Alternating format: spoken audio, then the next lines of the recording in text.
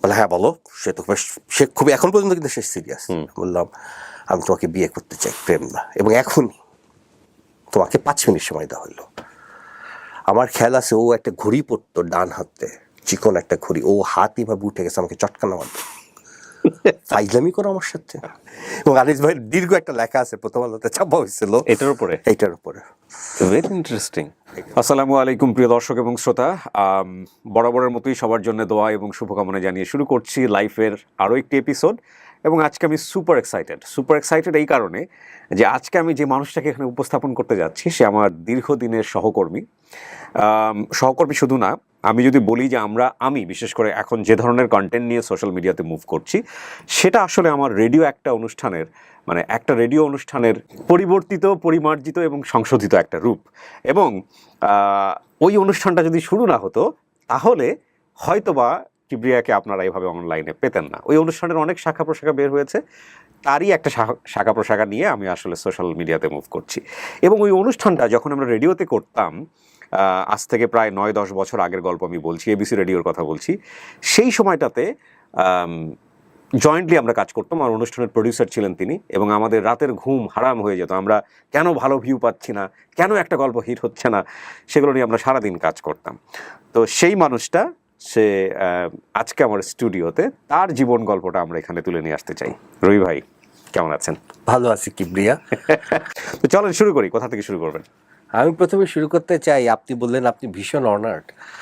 তো আমি তো গল্পের মানুষ, এবং খুব কি বলবো, সবসময় আপনার সাথে হাসি ঠাট্টার সম্পর্ক ছিল।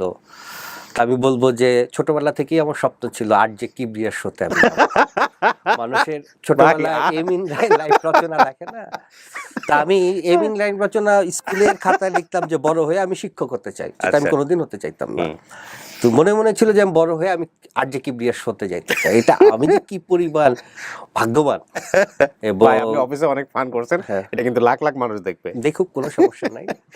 এবং আমি সিরিয়াসলি কিবরিয়া কিছু বিষয় নিয়ে গর্ববোধ করি। একটা হচ্ছে যে আমাদের বাংলা সাহিত্যে একজন হুমায়ুন আহমেদ আছেন, নিঃসন্দেহে।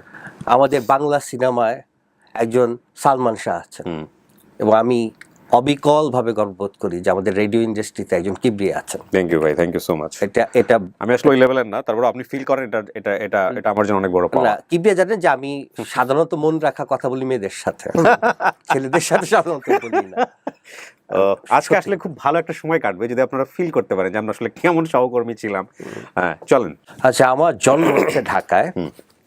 এটা হচ্ছে, এখন তো জন্ম সাল বলে দিলে লোকজন আমার বয়স টের পেয়ে যাবে, তারপরে ঝুঁকি নিয়ে বলি যেহেতু জীবনের গল্প সব কথা সত্যি বলতে হয়। আমার জন্ম 1977 সালে। এখন যে নামটা আসিফ এন্তাচুরবির, প্রথমে এই নামটা রাখা হয়নি। প্রথমে নামটা রাখা হয়েছিল রবি। আচ্ছা। এবং এই রবি নাম রাখার পর আমার বাবা যেহেতু সাহিত্যের ছাত্র ছিলেন, উনি আমার নাম রেখেছিলেন রবি। এই নামটা রাখার পর আত্মীয় স্বজন এবং পাড়া প্রতিবেশী তীব্র প্রতিবাদ জানায় যে মুসলমান ছেলের নাম কেন রবি হবে। এবং সেই সময় আমার বাবার যিনি শিক্ষক ছিলেন, এই যে আমরা এখন যা মানে দেখেন আমাদের অবস্থা কি, ওই শিক্ষককে পরিচিত করাতে হবে ছেলের নাম দিয়ে, কাজী আনোয়ার হোসেনের বাবা। কাজী আনোয়ার হোসেন মানে ওই যে আমাদের মাসুদ রানা সিরিজের। ওকে। তার বাবা বলেছিলেন যে সমস্যা কি, তুমি রাখো। তো এই হচ্ছে আমার রবি নামের ইতিহাস। তারপর স্কুলে ভর্তি করার সময় আব্বু মোহাম্মদ আসিফ এন্তাজ রবি এই নামটা রাখেন। আমি ক্লাস 1 to 5 পর্যন্ত পড়েছি রামকৃষ্ণ মিশন স্কুলে। ওকে। এটা ছিল গোপীবাগ একটা স্কুল। এই স্কুলে ভর্তি করানোর মূল কারণ হচ্ছে যে স্কুলে বেতন খুবই অল্প দাম ছিল, এবং এটা ছিল আমাদের বাসার কাছে, এবং এটা আপনারা জানেন একটা missionary school, Hindu missionary school. So class 1 to 5 আমার জীবনযাত্রা যেটা ছিল, যেহেতু স্কুলের সাথে একটা মন্দির ছিল, বেশ বড় মন্দির, তো আমি মন্দিরের জন্য দুর্গাপূজার জন্য চাঁদা তুলতাম, ধুতি টুতি পরতাম, হ্যান ত্যান এইসব করতাম। একটা পূজা আমার দাদি খুবই আপত্তি জানাইল এবং আমার বাবাকে পারলে ত্যায্য করে দেয়। আমার বাবা তড়িৎ গতিতে 2টা সিদ্ধান্ত নিলেন। একটা হচ্ছে আমাকে সুন্নতে খাতনা দিয়ে দিলেন, এবং আমাকে মতিঝিল আইডিয়াল স্কুলে ভর্তি পরীক্ষায় বসা দিলেন। মতিঝিল আইডিয়াল স্কুল এখন পর্যন্ত বাংলাদেশের মানে শ্রেষ্ঠতম স্কুলদের একটা, কোনো সন্দেহ নাই। এবং সেখানে আমি টিকে গেলাম। টিকে যাওয়ার পর মতিঝিল আইডিয়াল স্কুল এখন কি অবস্থা জানি না, কিন্তু সেই সময় সাংঘাতিক করা ছিল, করা এবং পুরোপুরি ইসলামিক অনুশাসন অনুযায়ী চলতো। যেমন 5 ওয়াক্ত নামাজ, আমাদেরকে টুপি পরতে হতো, টাকনুর উপর কাপড় পরতে হতো। তো আইডিয়াল স্কুলে ভর্তি হওয়ার পরই প্রথম দিনই আমাকে পিটায় শোয়ায় ফেলা হলো, কারণ আমি স্যারকে ভুলে আদাব দিয়ে ফেলছিলাম। তো আমি সেই আইডিয়াল স্কুলে ভর্তি হওয়ার পর আমি দেখলাম যে আমি আরবি টারবি কোনো কিছু জানি না, নামাজ রোজা জানি না। তখন আমার জন্য একটা হুজুর রাখা হলো, হেলাল ভাই, উনি কোরআনে হাফেজ।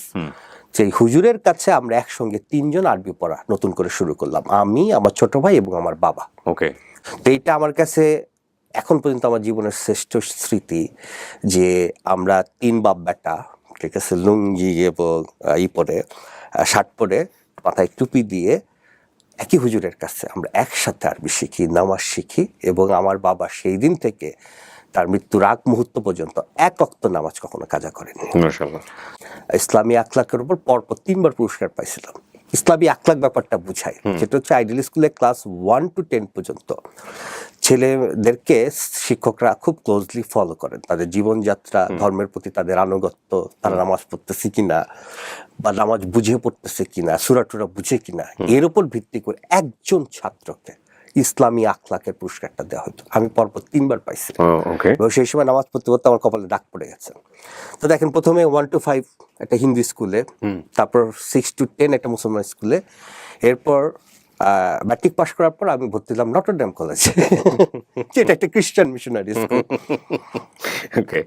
সো আমার জীবনের এই 3টা ধর্ম দেখার ফলে যেটা হয়েছে, যে আমি তো অবশ্যই মুসলমান, পুরোপুরি প্র্যাকটিসিং মুসলমান না হলেও আমি সম্পূর্ণরূপে, এটা আপনার অনুষ্ঠানে ঘোষণা দিলাম, সম্পূর্ণরূপে আস্তিক একজন মানুষ, সম্পূর্ণরূপে আস্তিক একজন মানুষ। কিন্তু অন্য ধর্মের প্রতি আমার সহনশীলতা, শ্রদ্ধা এবং ভালোবাসা রয়েছে। That's beautiful. তো আমি যখন ম্যাট্রিক পরীক্ষা দেব, তখন আমাদের স্কুলে একটা 30 জনের একটা গ্রুপ করা হলো। সেই স্কুলের গ্রুপটা হচ্ছে যে স্ট্যান্ড করবে, স্পেশাল কোচিং। আমাদের বন্ধের দিনে ক্লাস হতো। সেই সময় আবার আমি বিতর্কও করতাম, মাঝে মাঝে বিতর্ক ক্লাস হতো আইডিয়ালে। তো আইডিয়ালের ছেলে মেয়েরা দুইটাই পড়তো, 2 গ্রুপই পড়তো, কিন্তু এইটা আমরা এখন কল্পনা করতে পারবো না তখন পরিস্থিতি কি ছিল। ছেলেদের ক্লাস শুরু হতো দুপুর 12টায়, আর মেয়েদের সকাল 7টায়। তো মেয়েদের ক্লাস যখন হতো, মেয়েদের ক্লাস শেষ হওয়ার পর মেয়েদের ছুটি হতো ধরেন আপনার 11টার দিকে, এবং মেয়েরা পুরো স্কুল প্রাঙ্গণ সম্পূর্ণরূপে ত্যাগ না করা পর্যন্ত ছেলেরা স্কুল প্রাঙ্গণে আসতেই পারত না।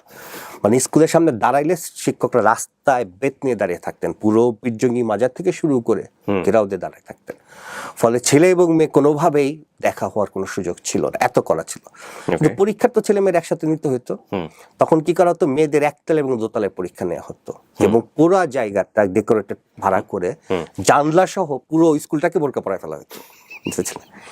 এইরকম দুর্ভেদ্য একটা পরিস্থিতিতে ওই যে আমি স্পেশাল ম্যাট্রিকের স্পেশাল কোচিং করতেছি, স্ট্যান্ড করব, ওইটা তো একটা অড টাইম হইতো দুপুরের দিকে। সেই সময় কোনোভাবে আমাদের জুনিয়র একটা মেয়ে আমাকে দূর থেকে দেখে, এবং অন্য ছেলেরা বইয়ের দিকে মনোযোগ দিয়ে পড়ে, আর আমি তো বইয়ের চাইতে বাইরের দিকে, জানালার দিকে তাকে, এই চোখে চোখে হইতে হইতে যেটা হয়, তারও অল্প বয়স ছিল, আমারও অল্প বয়স ছিল, আমরা দুইজনই গভীরভাবে প্রেমে পড়ি। আমাদের কিন্তু কথা হয় না তখন, কিন্তু মোবাইল ফোনের যুগ না, কথা টথা কিচ্ছু হয় না, কোনো কিচ্ছু না, গভীর প্রেমে। মানে আমিও তার নাম জানি না, সেও আমার নাম জানে না, কিন্তু সেই মেয়ে অসম্ভব বুদ্ধিমতী ছিল।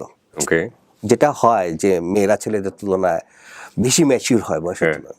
সে আমার নামটাম বের করে ফেলছে, এবং আমি অসম্ভব হতদরিদ্র মানুষ, আমি গোপীবাগে থাকি, আমার 14 গোষ্ঠীর কারোর মধ্যে টেলিফোন বইলা নাই। আর ওই পিচ্ছি মেয়ে, সে হচ্ছে মগবাজে, তার বিশাল বাড়ি, তার বাবার বিশাল ব্যবসা, তার বাসাতেই সেই সময় 4টা ফোন, তাদের বাসায় 10টা গাড়ি, মানে ভয়াবহ অবস্থা। তো সে আমার পুরো নেটওয়ার্কটা বের করে ফেলে একদিন আইডিয়াল স্কুল থেকে বেশ কিছুটা দূরে ফিনলে লাইব্রেরি বলে একটা বইয়ের দোকান আছে, ওখানে বই কিনতে গেছি। পরে সে মেয়ে আমাকে আচমকা, এই আপনার চোখের নিচে এত কালি কেন?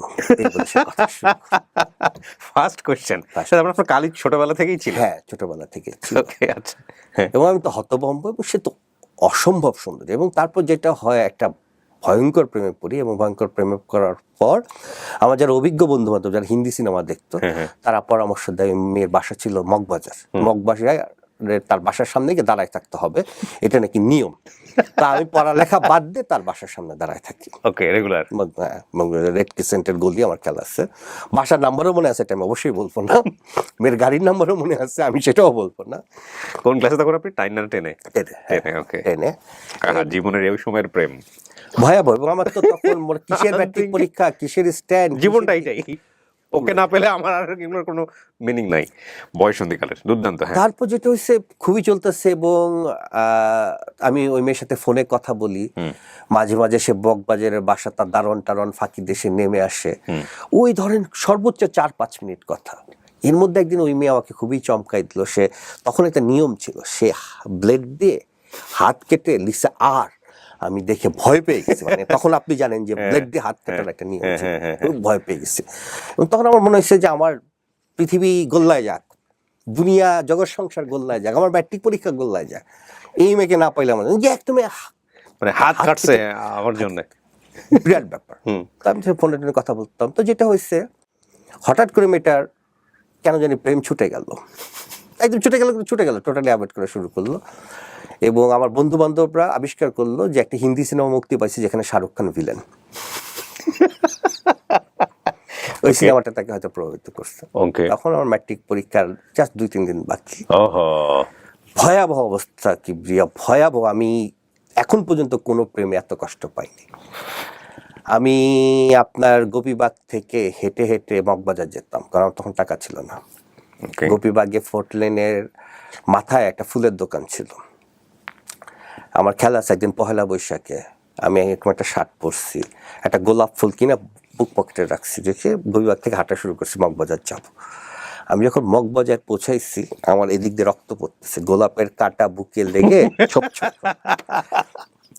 যে আমাদের ছেলেপেলেরা বলে না হৃদয়ে রক্তক্ষরণ, বেটা তোরা হৃদয়ের রক্তক্ষরণ দেখছিস কি?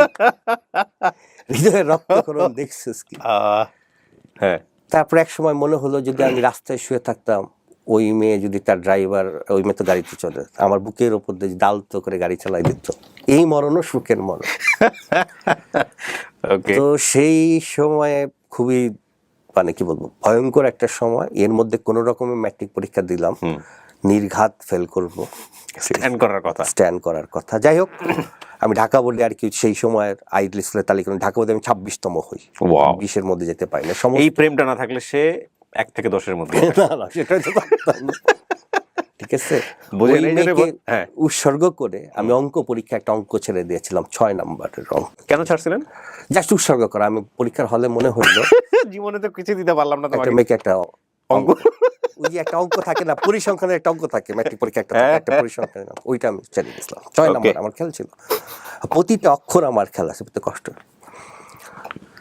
এরপরে দুজনের পথ দুদিকে চলে গেল। না, এরপর আমি তো হাল ছাড়িনি, আমি তো মোটেও হাল ছাড়ার বান্দা না।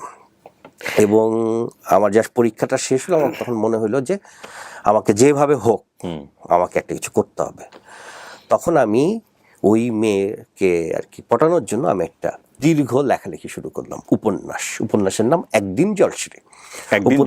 একদিন জলশিরি উপন্যাসের নায়কের নাম হচ্ছে রবি, নায়িকার নাম হচ্ছে মলি, যেটা ওই মেয়ের নাম। আমি মলি নাম, হ্যাঁ মলি, কারণ এই নামটা আমি অনেকবার আমার লেখায় ইউজ করছি। উপন্যাসের সে নায়িকা, এবং উপন্যাসের শেষ দৃশ্যে নায়ক রবি মলির কোলে মাথা রেখে মারা গেছে।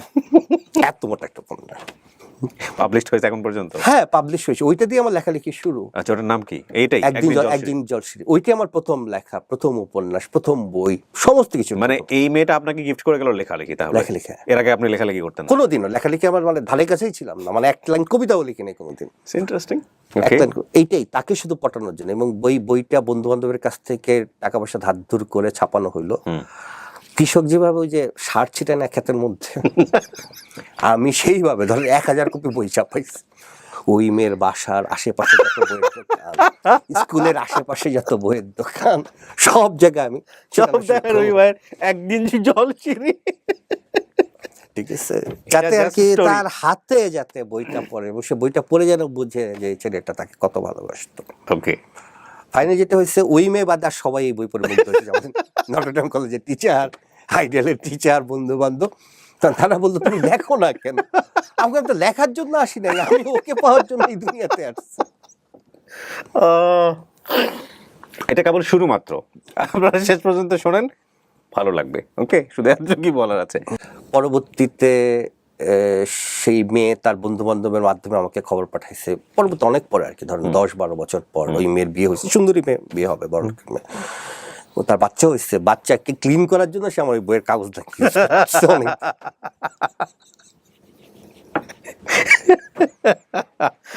ও সো বাচ্চারা যারা বয়সন্ধিকালে প্রেম ট্রেম করেন, এই গল্পটা মাথায় রাখেন। হ্যাঁ, স্ট্যান্ড ছুটে যেতে পারে, আর বই লিখলে সেটার রেজাল্ট হতে পারে এরকম। ওকে, তখন কি আপনি কলেজে আছেন? নটরডেমে? তখনও মাথায় ওকে ঘুরতেছে? হ্যাঁ। ওকে, ও তখন কোথায়, কোন কলেজে? সে তখন স্কুলে, তখনও সে স্কুল শেষ করেনি। শেষ করেনি। একটা ব্রেক নেই কি, আমি খুব ইমোশনাল হয়ে এই ব্রেকটা আপনারা দেখতে পারবেন না, আসলে অন্য একটা কাজ দরকার। ওকে, আমরা ব্রেক নিচ্ছি, ঠিক আছে। লম্বা একটা বিরতির পর আমরা ফিরে আসলাম আবারও। তবে কত বড় বিরতি এটা ভিডিওতে দেখার সুযোগ নাই, এটা একটা বড় বিরতি ছিল। বিশ্বাস করবেন কি করবেন না সেটা আপনাদের বিষয়। ওকে, ওই পর্বটা কি ওখানেই শেষ হয়ে গেল নাকি এরপরে আর চলতে থাকলো? আচ্ছা, আমি আপনাকে বলি, তা আমি তো নটরডেমে ভর্তি হলাম, রেজাল্টের কারণে আমাকে নটরডেমে ভর্তি করা হলো সায়েন্স গ্রুপে। কিন্তু আমি আর লেখাপড়ায় বাকি জীবন ফিরতে পারিনি। যে আমি প্রশ্ন পাওয়ার পর টিচাররা আমার খাতায় একটা দাগ দেওয়ার সুযোগ পেতেন না, একটা বানান ভুল হতো না, মুক্তাক্ষরের মতো ছিল। মানে পরীক্ষা আমার কাছে, কি বলবো, পরীক্ষা আমার কাছে সবচেয়ে তুচ্ছতম ব্যাপার ছিল, যেটা কোনো ঘটনাই না। সেই আমি নটরডেমে ভর্তি হওয়ার পর সেই প্রেমের যন্ত্রণা আমি কখনো বলতে পারি নাই।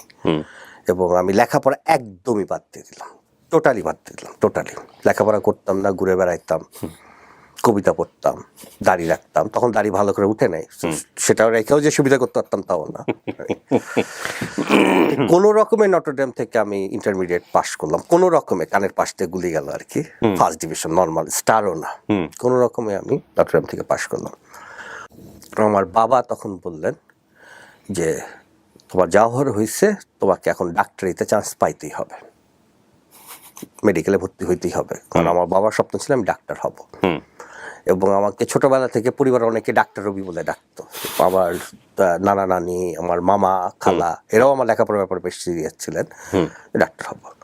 তা আমি তখন দেখলাম যে যথেষ্ট হয়েছে, আমি মন দিয়ে পড়াশোনা শুরু করি। আমি ওই একটা গাইড বই ছিল, ওই গাইড বই এবং কোচিং সেন্টারে ভর্তি জান প্রাণ দিয়ে আমি যাওয়ার হয়েছে, আমি এখন ডাক্তার হব। ঠিক আছে, ডাক্তার হয়ে সবার হৃদয়ে চিকিৎসা করাবো। ব্যাপকভাবে পড়াশোনা শুরু করলাম, সারাক্ষণ আল্লাহর কাছে চাইতাম যে আল্লাহ আমাকে মেডিকেলে ভর্তি করায় দাও, আল্লাহ আমাকে মেডিকেলে ভর্তি করায় দাও, আল্লাহ আমাকে মেডিকেলে ভর্তি করায় দাও। এবং আল্লাহ আমার কথা শুনলেন। যেদিন আমার মেডিকেলের পরীক্ষা, তার আগের দিন আমার তীব্র পেটে ব্যথা, তীব্র পেটে ব্যথা, মানে কি ভয়ঙ্কর ব্যথা, ব্যথার চোটে কাতরাচ্ছি। আমার এক চাচা ছিলেন ডাক্তার, তিনি আসলেন, আইসা আমাকে দেখে বললেন যে ও তো হবেই পেটে ব্যথা, বিড়ি সিগারেট খায় সারাদিন, লেখাপড়ার নাম নাই, শুয়ে থাকুক। রাত 2টার দিকে আমি যখন ব্যথায় অজ্ঞান হয়ে গেলাম, তখন পরিবার আমাকে নিয়ে গেল হলি ফ্যামিলি হাসপাতালে। হলি ফ্যামিলি হাসপাতাল ওই রাত্রে অপারেশন করলো, আমার অ্যাপেন্ডিক্স এত বড় হয়ে গেছে।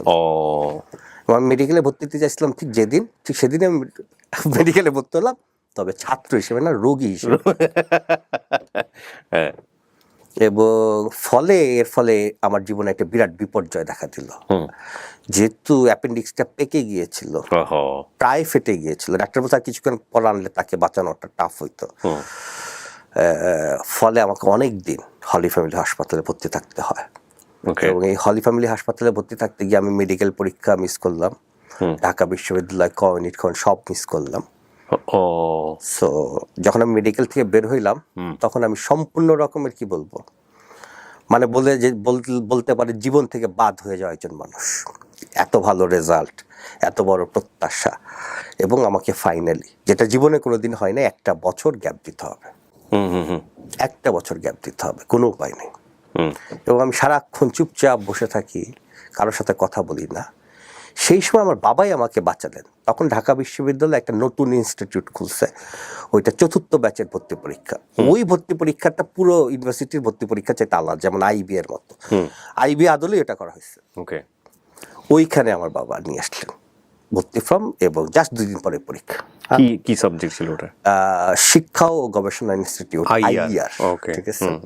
এখনো তো আলাদাই হয় বোধহয়। হ্যাঁ।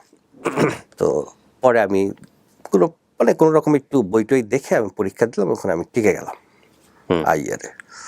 এবং আমি সহপাঠী হিসেবে পাইলাম 2 জনকে, যারা পরবর্তীতে খুব বিখ্যাত হয়েছেন। একজন হচ্ছে এভারেস্ট বিজয়ী মুসা ইব্রাহিম, আর হচ্ছে নওরোজ ইমতিয়াজ। আচ্ছা, যখন আমি ঢাকা বিশ্ববিদ্যালয়ে ভর্তি হলাম, যখন ক্লাস শুরু হলো, প্রথম দিন হচ্ছে হয় কি বলে, যেটাকে বলে ওরা নবীনবরণ করে। নবীনবরণটা 2টা হয়, একটা হচ্ছে পলিটিক্যাল নবীনবরণ, ছাত্রলীগ অথবা ছাত্রদল করে সেটা, আর একটা হচ্ছে ইউনিভার্সিটি থেকে একটা নবীনবরণ করে, ডিপার্টমেন্ট থেকে। তো আমাদের ডিপার্টমেন্ট থেকে একটা নবীনবরণ হলো। তো সেদিন তুমুল বৃষ্টি। নবীনবরণ মানে বিশ্ববিদ্যালয়ের পরিচালক সবার নাম ডাকতেছে, তার হাতে ফুল দেয়া হচ্ছে, ঠিক আছে। তুমুল বৃষ্টি, এবং আমি অনেক দেরি করে সে নবীনবরণে গেলাম। আমার প্যান্ট এই পর্যন্ত গুটানো, জিন্সের প্যান্ট, বগলতলা একটা ছাতা, সারা শরীর ভেজা।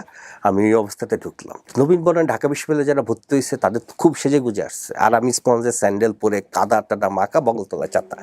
আমি যখন অডিটোরিয়ামে ঢুকছি তখনই আমার নাম ডাকতেছে। তা আমি বগলতলায় ছাতা নিয়ে উঠে গেলাম, সবাই হো করে হাসি। আমি তো বুঝতে পারতেছি না, আমাকে শিক্ষক ফুল দিলেন, এখন আমি ফুল ধরবো না ছাতা সামলাবো বুঝতে পারতেছি না। আসলাম, তখন দেখলাম একটা মেয়ে আমার দিকে তাকায় হাসতেছে। ওকে, তার 3 দিন পর ক্লাস শুরু হলো।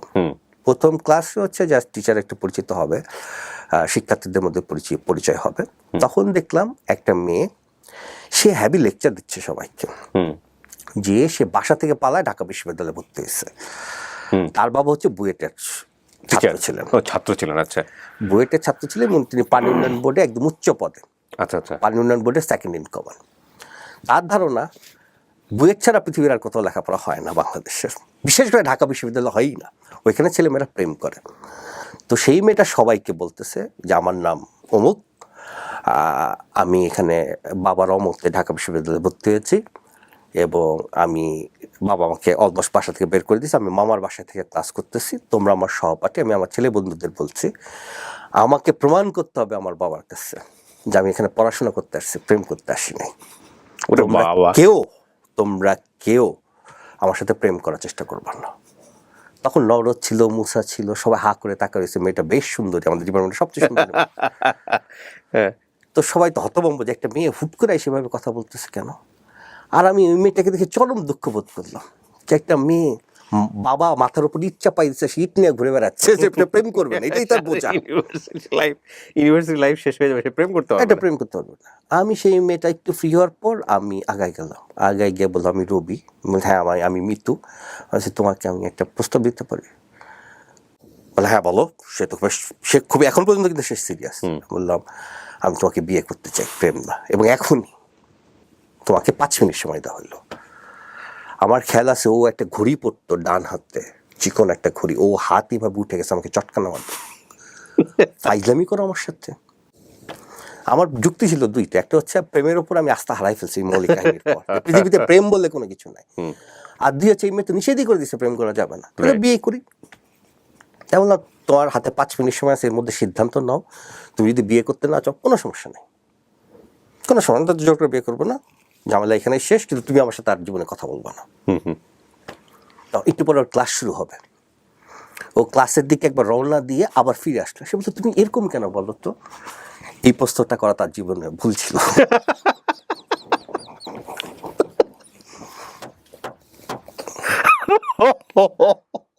তা আমি এরকম কেন, এটা তাকে আমি বোঝানো শুরু করলাম। এর ফলশ্রুতিতে ওই দিন 6টা ক্লাস ছিল, সেও কোনো ক্লাসে গেল না, আমিও কোনো ক্লাসে গেলাম না। আমরা মল চত্বরে হাঁটি। এটা কি মানে ওরিয়েন্টেশনের পরপরই এরকম? ওরিয়েন্টেশনের পরপরই। এবং আমি তখন ওই মেয়ের নাম মিতু, এছাড়া আর কিচ্ছু জানি না। আচ্ছা, পরে অবাক হয়ে, সে আইডিয়াল স্কুলেরই ছাত্রী। তার বাবা পানি উন্নয়ন বোর্ডের এক্সিকিউটিভ ইঞ্জিনিয়ার, আর আমার বাবা পানি উন্নয়ন বোর্ড থেকে একজন করণিক হিসেবে রিটায়ার করছেন। তার বাবার নাম শহীদুল ইসলাম, আমার বাবার নাম শহীদ বিশ্বাস। আরো কাহিনী আছে, ঠিক আছে।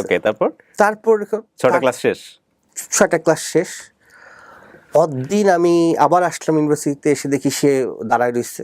তোমার সাথে আমার কথা, মানে সে রাগে কাঁপতেছে, মানে সারাদিন সে রাগে, আমার যত আমি যা বলি সে তাতেই সে রাগে, আরো রাগে থরথর করে কাঁপতেছে। থার্ড ডেটে আমরা ডাকলাম নওরোজ, মুসা, বন্ধু বান্ধব, যে আমরা সিদ্ধান্ত নিচ্ছি আমরা বিয়ে করব এবং এখনই বিয়ে করব। ওরা তো পুরো আকাশ থেকে পড়ছে। গত পরশু একটা আড্ডায় নওরোজ এই গল্প, প্রথম আলোর সাংবাদিক, ডেইলি স্টারের সাংবাদিক, আমাদের একটা আড্ডা হলো বিয়েতে নিকেতনে একটা জায়গায়, নওরোজ এই গল্পটা বললো এবং বিয়েটা পড়াইলো নওরোজ। দাঁড়ান, মিতু ভাবি রাজি হলো কেন? সে ওই যে বললাম না, সে রাগের ছোটে, মানে এই পাগল কত দূর যাইতে পারে, সেও খুব ভীষণ জেদি নারী, ভীষণ জেদি, যে এই পাগল কত দূর যেতে পারে দেখবো, কত দূর যেতে। হ্যাঁ, আমাদের একজন বন্ধু ছিল, তার নাম হচ্ছে হান্নান। হ্যাঁ, সে তখন ছাত্রদল করতো, আবার ছাত্রলীগের সময় ছাত্রলীগ করতো। অনেকে আছে। হ্যাঁ, তো তার বাবা হচ্ছে শিবচরে থাকে, কাজী। তো সে তার বাবাকে ফোন দিল, তার বাবা হচ্ছে ওই যে কাবিননামার যে বইটা একটা ছেলে সহ পাঠাই দিল। ঠিক আছে, নওরোজ বিয়ে পড়াইলো, মানে মোনাজাতের কাজটা নওরোজ করলো। আমাদের আইয়ার একজন হলে আমার উকিল বাপ, আরেকজন মিতুর উকিল বাপ, সাক্ষী আইয়ার একদম ক্যান্টিনের ভেতর বিয়ে পড়ানো হলো এবং সবাইকে, নওরোজ বললো, আমি খেয়াল ছিল না এটা, সবাইকে বিয়ের মিষ্টি উপলক্ষে ক্যাডবেরি চকলেট খাওয়ানো হলো। কত সালে করলেন এটা? 1997 সালে। ওকে, ক্যাডবেরি চকলেট খাওয়ানো হলো এবং বিয়ের পর তখন হানিমুন করতে হবে, বাসরাত করতে হবে, আর আমরা দুজনে ডিপার্টমেন্টে।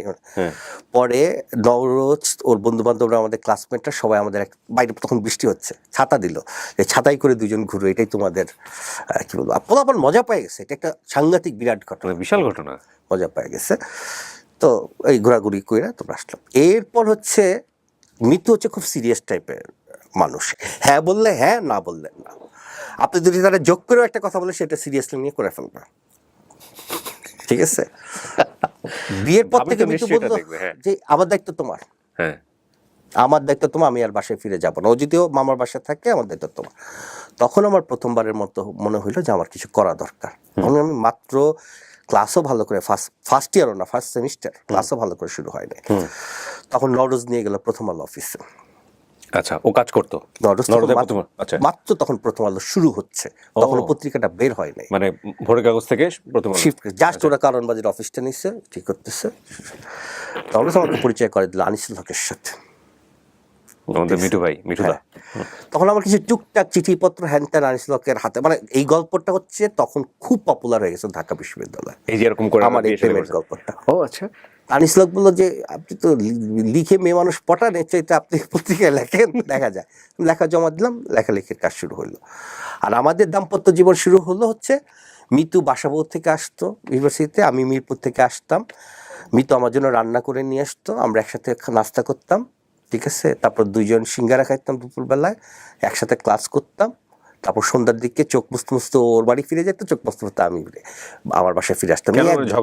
ঝগড়া না, মানে আমরা বিয়ে করছি, আমরা দুজনের প্রতি তীব্র আকর্ষণ বোধ করতেছি, কিন্তু আমাদের তার সংসার করার উপায় নেই। সংসার করার উপায় নেই। তারপর একটা ঘটনা হইলো, সেটা হচ্ছে কেউ জানতো না, মানে ডিপার্টমেন্টের সবাই জানতো, ফ্যামিলিতে কেউ জানতো না। প্রথম আলো অফিসে সবাই জানতো এই ঘটনা। আমি যখন প্রথম আলোতে যাইতাম, মিতুকে নিয়ে যেতাম, মিতু আমার পাশে বসে থাকতো, ঠিক আছে। তখন তো নিউজ প্রিন্টে কলম দিয়ে লিখতাম, মিতু আবার কাগজের নাম্বার দিতে 1 2 3 4, ঠিক আছে। কন্ট্রিবিউটর ছিলাম, একটা লেখায় 200 টাকা পাইতাম, ওই 200 টাকা আবার মিতুর হাতে তুলে দিতাম। মিতু আমাকে যে রান্না করে খাওয়াবো, ওইটা আবার আমার বাজার করে দিতে হবে। 1 কেজি চাল কিনে দিতাম, মিতু আবার বাসায় রান্না করতো। তখন ওর ফ্যামিলির সাথে ও বাইরে থেকে চাল নিয়ে এসে কার জন্য রান্না, একটু খিচুড়ি নিয়ে আসতো, করে নিয়ে আসতো। মানে এটা একটা কি বলবো, ডিস্টেন্স সংসার, ঠিক আছে। আর প্রথম আলো সবাই জানতো। তো এরকম নানান জায়গায় ঢিঢি পড়ে গেছে। আপনি জানেন এইসব ঘটনা চাপা থাকে না। ঢাকা বিশ্ববিদ্যালয়ের ভিসি পর্যন্ত কানে গেল। ভিসি বললো ব্যাপারটা তদন্ত করে দেখা দরকার, কারণ ওরা তো, আমাদের কিন্তু আসলেই তখন অফিসিয়ালি বিয়ের বয়স হয় নাই। তো তখন আমাদের পরিচালক ডক্টর আজহার আলী, উনি আমাদেরকে ডাকলেন, দুজনকে ডেকে বললেন যে এরকম তোমরা খুব ঘনিষ্ঠভাবে মেলামেশা করতেছো, সেটা ইউনিভার্সিটি অনেকেই করে, কিন্তু তোমরা সব জায়গায় হাজবেন্ড ওয়াইফ পরিচয় দিচ্ছ কেন? এটা একটা অড, আর আমরা তোমাদের গার্ডিয়ান। তখন তাকে বললো আমরা বিয়ে করছি। তো সে তো পাত্তা দিল না, আপনার মতো বিশ্বাস। পরে তাকে কাবিননামার বুঝাই দেয়। উনি বললেন যে আমাকে কাবিননামা দেখাইতে হবে, যদি কাবিননামাটা না দেওয়া হয় আমি তোমার বাসায় চিঠি লিখবো, তার বাসায় চিঠি লিখবো। তখন আমরা ওই হান্নানের কাছ থেকে কাবিননামার কপি এনে স্যারের কাছে রাখা হলো, এখন পর্যন্ত তার কাছেই আছে।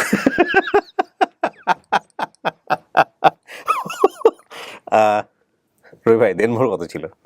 দেনমোহর করা হয়েছিল হচ্ছে 1,000 টাকা। আমাদের ইচ্ছা ছিল 10 টাকা দেনমোহর করব, কিন্তু কাজী 10,000 টাকা দেনমোহর। কাজী কোনোভাবেই বলছে যে এটা সেই ইঞ্জিনিয়ার সাহেবের মেয়ে, ওই 1,000 টাকা কাবিন করলে বা 10 টাকা কাবিন করলে আমাদের মেরে ফেলবে, আর এই বিয়ের কোনো ভ্যালুও থাকবে না, এটা কোর্টে টিকবে না এই বিয়েটা। ওকে, তো 10,000 টাকা করা হয়েছিল, ঠিক আছে, কাবিন সেই সময় 10,000 টাকা করা হয়েছিল। তো এরপর যেটা হলো যে একটু ঢিডি পড়ে গেল চারিদিকে কথাবার্তা, তখন মিতুর বাবার একটু সন্দেহ, মানে তার কানে হয়তো কিছু কথা আসছিল, এবং তিনিও বেশ সিরিয়াস টাইপের মানুষ। তিনি একদিন সরাসরি ডিপার্টমেন্টে চলে আসলেন।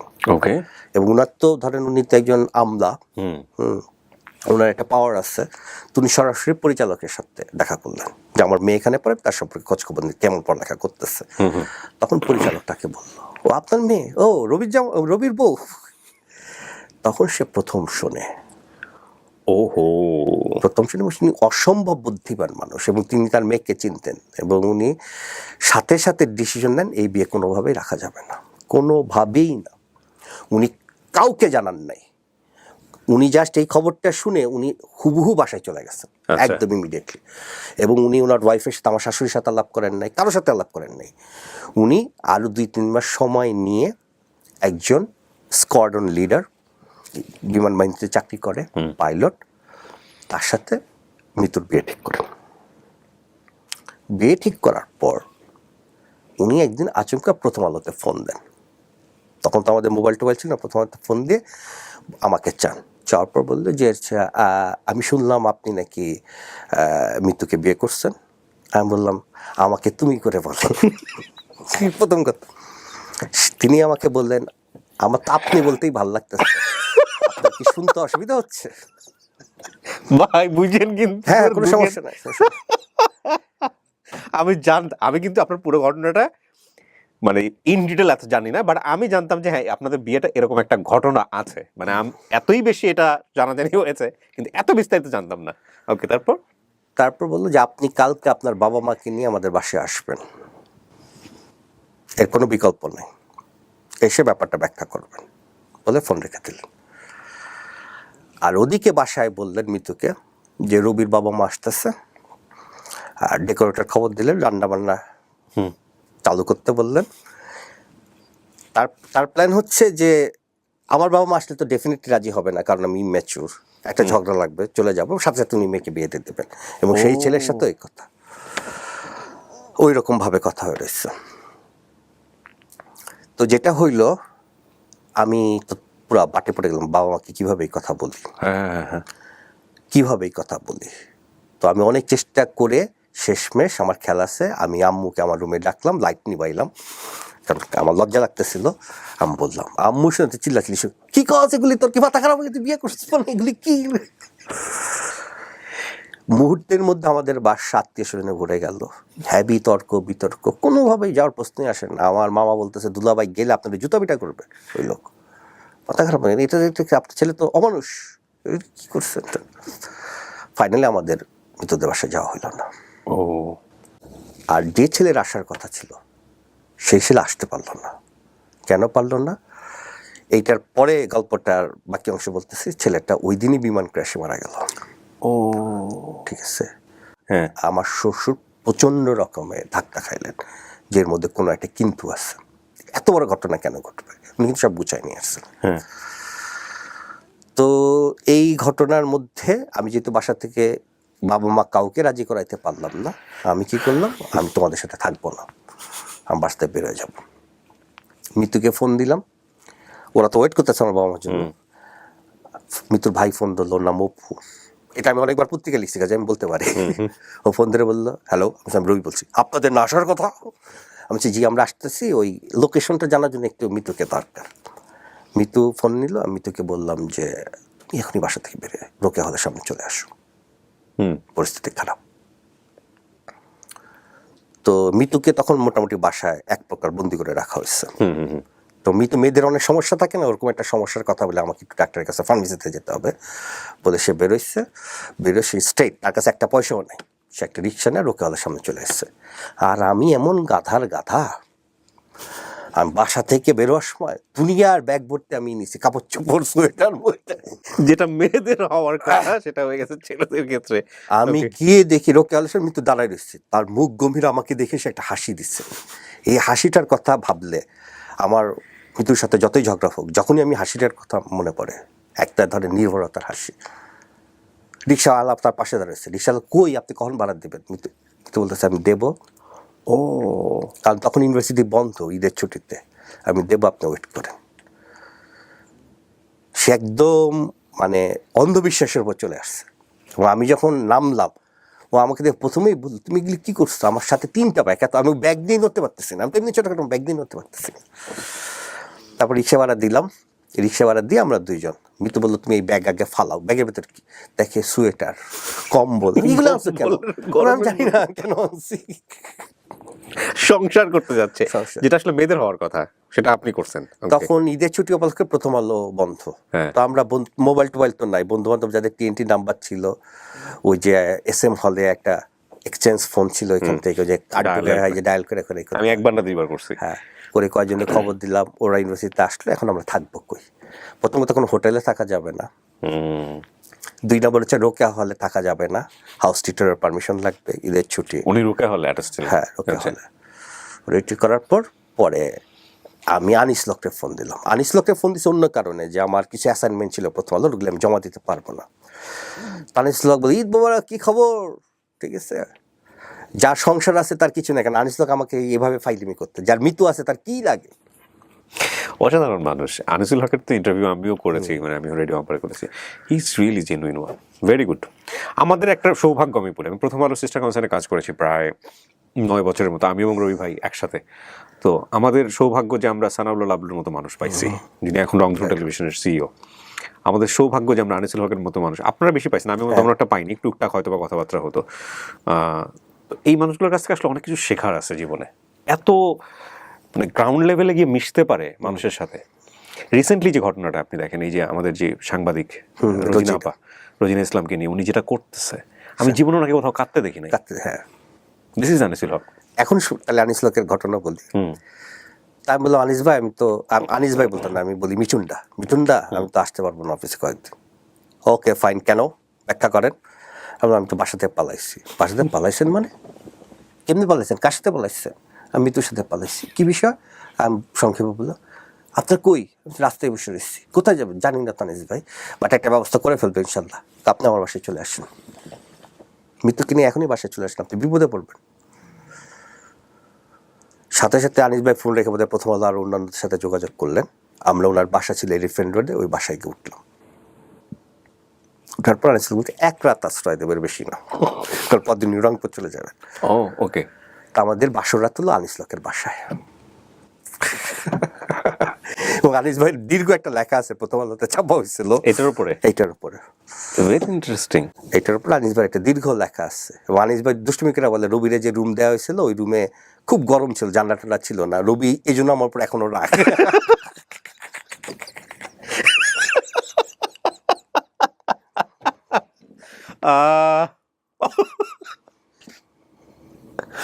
অসাধারণ অসাধারণ। জীবনে আসলে একটা জায়গায় পৌঁছে গেলে এগুলো অর্নামেন্ট হয়ে যায়, বিশাল অর্নামেন্ট। কিন্তু তখন তো গরম লেগে না, গরমের কথা চিন্তা থাকে না জীবনে। প্রথম বাসর রাতে গরমের কথা চিন্তা থাকে না। তো আমাদের বাসর রাত হলো আনিস লোকের বাসায়, এবং আমি ওনার কাছে আজীবন কৃতজ্ঞ থাকবো। ওই দিন আমাদের আশ্রয়টা আসলেই দরকার ছিল। এরপর হয়তো অনেক জায়গায় আশ্রয় পাইছি, অনেককে আশ্রয় দিছি। নিজের বাসা আছে, সেটা ভালোবাসা হোক, তাও তো নিজের বাসা, বন্ধু বান্ধবরা গেলে সেখানে থাকতে পারে। আমি ওই আনিস লোকের ওই ঘটনার পর থেকে শিখছি, আমার কাছে যদি কেউ আশ্রয় চায়, আমি সাথে সাথে আমার ঘরটা তাকে ছেড়ে দিই। ধরেন আমি তখন মিরপুরে বাসা, এরপরে যখন সংসার মিরপুরে বাসা নিয়ে থাকতাম, ইউনিভার্সিটিতে প্রায় গ্যাঞ্জাম লাগতো, হল ছেড়ে আমার বাসায় চলে আসতো, 20-25 জন আমার বাসায় চলে আসতো, গাদাগাদি করে। আমি আনিস লোকের কাছ থেকে শুনছি।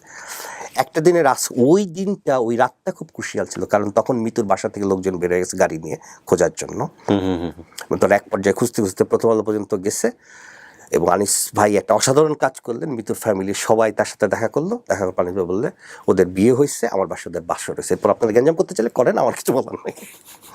এখন কই আমি তো সেটা জানি না। ওরা আমার বাসায় 1 রাত থেকে বাসরাত করে ওরা চলে গেছে, ওদের বৈধ বিয়ে। আমি কাগজপত্র চেক করছি, আপনি এখন বাকিটুকু বুঝে দেখেন, এ ব্যাপারে আমার কোনো স্থায়ী নাই। এরপর যাই হোক ঘটনার দীর্ঘ করতেছি না, কিছুদিন হলে থাকলাম, তারপর এক পর্যায়ে আমার বাবা মা মেনে নিলেন। মিতু ভাবি তখন কোথায়? মিতু হলে থাকতো ওই 3-4 দিন, ওদিকে আমার মা তো পাগল হয়ে গেছে। রাইট। তারপর আমার মাই বললো যে তোমরা আমাদের বাসায় চলে আসো। পরে আমি মিতু কিনে আমাদের বাসায় গেলাম এবং আমাদের ওই 97 থেকে সংসার শুরু হলো, আজ অব্দি কোনো রকমের টিকে আছে।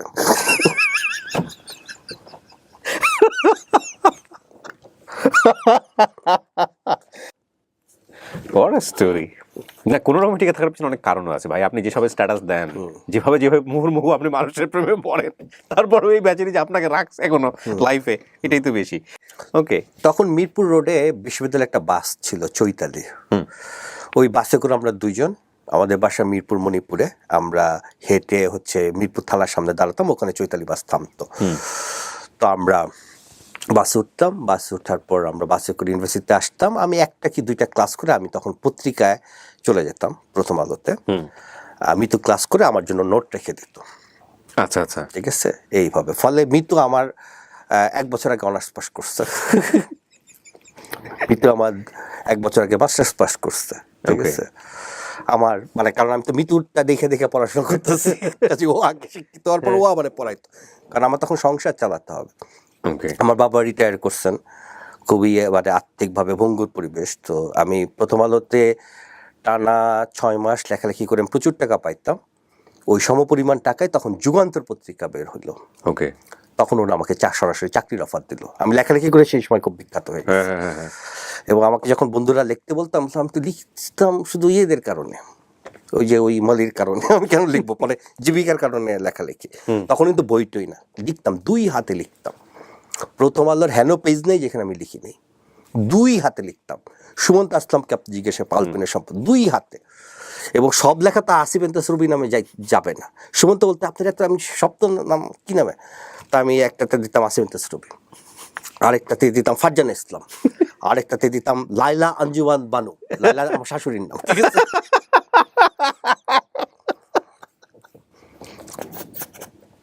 ভাই আমি জানি না এপিসোডটা কতদিন দেখবে, কয়জন দেখবে, আমি বেশ কয়েকবার দেখবো এটা। আমার শাশুড়ি তো এগুলি দেখে আর খ্যাপি কি শুরু, কারণ আমার লেখা আছে, নাম নাই, আমার নাম তো লাগবে। ওকে। এবং আপনি পুরানো আলপিন গেটে দেখবেন প্রচুর লেখা আছে লাইলা আঞ্জুমান বানু। এটা হলো শাশুড়ির নাম, পুরাই কমিক। একটা হচ্ছে পড়লে নিজে, ওটা হচ্ছে মানে রম্য পত্রিকা, আর পেছনে হচ্ছে রম্য গল্প। ওকে। ওই সময় কি শিমু নাসের ভাই আপনাদের সঙ্গে ক্লোজ? না, শিমু অনেক পরে আসছে, শিমু অনেক পরে আসছে। ওকে। তখন হচ্ছে যুগান্ত পত্রিকা বের হবে এবং আমার একটি স্থায়ী চাকরি দরকার। লেখালেখিটা কি, আমি যত বেশি লিখবো তত বেশি পয়সা। ঠিক আছে, কিন্তু এটা স্থায়ী চাকরি না। কোনো কারণে পত্রিকা বের হলো না বা লেখা ছাপার সংখ্যা কম হলো, তখন আমি চাকরির জন্য অস্থির হয়ে গেছি। তখন আনিস ভাই আমাকে একদিন পরামর্শ দিলেন, তখনও যুগান্তর নামটা কেউ জানে না, যে অ্যারোমেটিক একটা পত্রিকা বের করতেছে, আপনি এখানে যান, গিয়া বলেন আলপিন আমি চালাই, আমি সাক্ষী দিব। আমি সত্যি সত্যি গেলাম, যে বললাম যে আমার এই লেখা আমার, এবং তখন গোলাম সারওয়ার আমার ইন্টারভিউ নিলেন সরাসরি, এবং উনি 5 মিনিট কথা বললে ওনার পিয়নে বললেন অ্যাপয়েন্টমেন্ট লেটার রেডি করো। ঠিক আছে, এবং 98 শেষের দিকে আমার খেলা আছে, আমাকে যুগান্তর নিয়োগ দিল, 8,000 টাকা বেতন, অনেক টাকা ওই সময়। এবং আমি খুব সম্ভবত, আমি যদি ভুল না করে থাকি, আমি বাংলাদেশের সবচেয়ে তরুণতম সাব এডিটর, সবচেয়ে, এত অল্প বয়সে কেউ সাব এডিটর হয়নি। আপনি সাব এডিটর হিসেবে নিয়োগ পেলেন? একদম সাব এডিটর হিসেবে। পার্টিকুলার কোনো পত্রিকার জন্য নাকি পুরো পত্রিকা? বিচ্ছু, রাইট। তখন আমি যে তুমি আলপিন কাজ করতে, এখানে তুমি বিচ্ছুটা দেখো, আমি বিচ্ছু পত্রিকা টানা আমি 13 বছর বিচ্ছু করেছি। এবং সেই সময় মানে 8,000 টাকা বেতন, তারপরেও সংসার চালাতে কষ্ট হতো। তখন থেকে আমি সংসারের পুরো দায়িত্ব আমার কাছে। আমার বাবাও রিটায়ার করছেন, ঠিক আছে, এবং রিটায়ারমেন্টের টাকা উনি পুরো ধরা খাইছেন। তো ফলে আমি আমার বাসায়, মানে আমি বাবা মার সাথে থাকতাম, পুরো বাসা ভাড়া, তাদের চিকিৎসা, সমস্ত কিছু। ফলে তখন থেকে মানে আমি এত কষ্ট করছি চাকরির জন্য, যে আমার সব সময় চিন্তা থাকতো যে আমি যদি চাকরি চলে যায় আমি না খেয়ে মরবো। চাকরি চলে গেলে আমি একদম সবাই কিনে না খেয়ে মরবো। এবং দেখেন কি আইরনি, আমি কাজ করতাম ফান ম্যাগাজিনে, লোকজনকে জাতিকে হাসানো হচ্ছে আমার দায়িত্ব প্রতি সপ্তাহে, আর ভেতরে বেদনা। এবং আমি আমার তরুণ বন্ধুদের বলতে চাই, আমি সেই সময় অফিসে ঢুকতাম সকাল 10টায়, বের হতাম রাত 2টায়। কারণ আমি যখন কম্পিউটার অপারেটরকে বলতাম যে এই যে আমার লেখা হয়েছে কম্পোজ করেন, ও তো দেখতে পিচ্ছি, আর পরে আসেন তো আমি ব্যস্ত আছি। ঠিক আছে, তারপর আমি ধরেন এরে সিগারেট খাওয়াই, ওরে চা খাওয়াই, ওরে ভাই ডাকি, ওরে মাথায় হাত বুলাই দেখতে লেখা কম্পোজ করাইলাম। তো ওটা মেকআপ দিতে হবে, মেকআপ কেউ দিতে চাইতো না। ধরেন আমার শিডিউল দিচ্ছে দুপুর 1টা থেকে আপনার মেকআপ, 1টায় গিয়ে দেখি আরেকজন সিনিয়র বসে রয়েছে, কি পরে আসো যাও। কারণ তখন অনেক সিনিয়র জার্নালিস্ট ছিলেন ফিচার বিভাগে, যারা আমার সাথে 1-2 হাজার টাকা বেতন কম পাইতেন, এবং তারা এখন পর্যন্ত আমাকে দেখতে পারেন না, এখন পর্যন্ত না। মানে আমি অফিসের এক কোনায় সবচেয়ে খারাপ জায়গা আমাকে দেওয়া হয়েছে, আমি এখানে বসতাম, সবাই আমার সাথে দুর্ব্যবহার করতো। পাত্তাই কইতে সারোয়ার ভাইয়ের কাজ, এ তো শিশু শ্রমের আন্ডারে পড়ে যাবে সে। তখন আমাকে আরেকটা মানুষ, গোলাম সারোয়ারের বাইরে আরেকটা মানুষ খুব হেল্প করতেন, মঞ্জুর হাসান বুলবুল। উনি সবসময় বলতেন, রবি যাই কর লেখাপড়াটা যেন ঠিক থাকে, তুমি যদি কোনোদিন লেখাপড়ায় ভালো হও, তুমি সারা জীবন আমার কাছে তোমার দরজা খোলা থাকবে। ফলে ধরেন আমার দুপুরে 1টায় শিডিউল, 1টায় পাইলাম না, 3টায় একটা স্লট, ওইটা পাইলাম না, এই করতে করতে দেখা রাত 12টায় আমাকে স্লট দিছে। আর আমি কিন্তু না খেয়ে সকাল থেকে বসে রয়েছি, এর কাছে ঘুরি, ওর পায়ে ধরি, তারই করি। খুবই দুর্ব্যবহার, খুবই দুর্ব্যবহার। মানে আপনি নিজে বুঝবেন, আপনি যে অফিস এনভায়রনমেন্টে, আপনি খুবই জুনিয়র একজন কর্মী, কেউ পাত্তা দিচ্ছেন না। আমি এই কষ্টগুলো করছি, তীব্র কষ্ট। একটা পর্যায়ে মনে হলো আমি কেন সবার হাতে পায়ে ধরছি, এই কম্পিউটার কাজটা তো আমি নিজেই শিখতে পারি। কম্পিউটার তো অনেক দাম সেই সময়, অনেক দাম, ওটা তো কেনা সম্ভব না।